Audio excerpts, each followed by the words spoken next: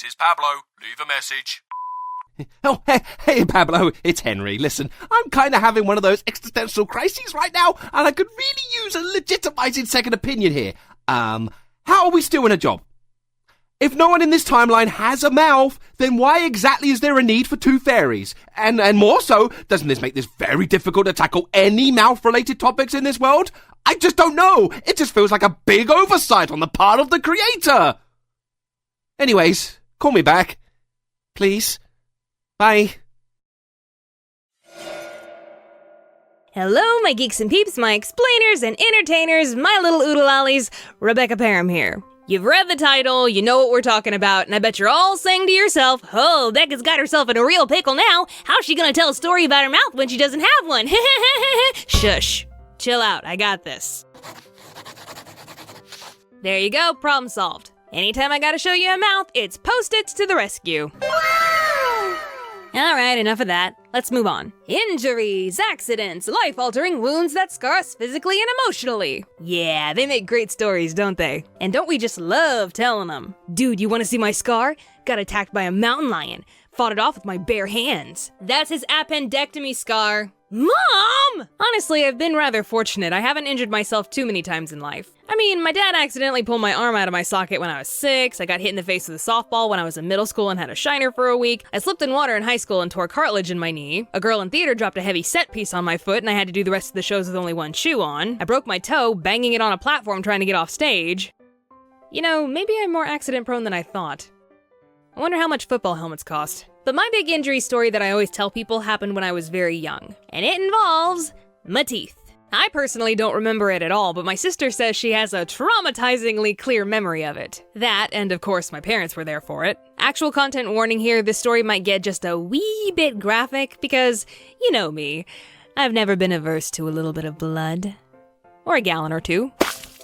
For the brave souls still watching, let's get this show on the road. When I was about 3 years old, Dad wanted to have a play fort built in the backyard for me and my sister. He called over a family friend who happened to be a carpenter so they could draw up some plans and discuss how big it should be and where to put it. Mom wasn't home at the time, so to keep an eye on me and my sister, Dad let us run around the backyard while he and the carpenter talked things over. So in our backyard we had a porch, and by the law of the South, if y'all have a porch, you gotta have a porch swing. Which we did, though it wasn't a very good one. Dad was keeping a watchful eye on us, but as any parent will tell you, the worst things always happen when you turn your back for just a moment. And when Dad wasn't looking, I managed to climb up on this porch swing. I stood up on it, and I guess in my 3-year-old mind, I thought I was on one of those playground spring horses, so I began rocking it back and forth. And apparently, I was not holding back. Your girl was chasing bandits in the Wild West somewhere, I don't know. Now, remember how I said this wasn't a very good porch swing? Well, good porch swings are designed so they can't flip over.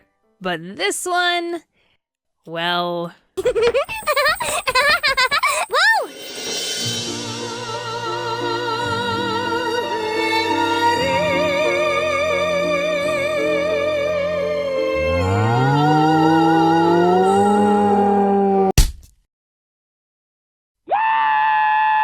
Dad heard my screams and he ran over in a panic. He lifted me up off the ground, and there was nothing but blood. I had bitten through my top lip, which left this handsome little scar later, and the force of the fall had pushed my front teeth back and up into my head. Without a moment to lose, Dad grabbed me and Rachel, threw us into the back of the car, and sped off to the hospital. Rachel sat next to me the whole ride, holding my head back so I wouldn't bleed on everything, and being only 5 years old herself, naturally she was freaking out, and Dad was even more distraught, feeling like the worst father in the world. But as he quietly panicked to himself, all of a sudden he heard from the back seat, "Old MacDonald had a farm, E-I-E-I-O, and on this farm he had a cow, E-I-E-I-O."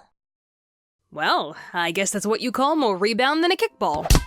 Though I don't think Dad appreciated the musical number. When we got to the hospital, the doctors ended up having to push my teeth back into their original position, but these teeth were pretty much destroyed. Oh, and when Mom showed up to the hospital, she said Dad was covered in blood and looked like that he'd lost a fight with an angry cat. Ah, poor Dad.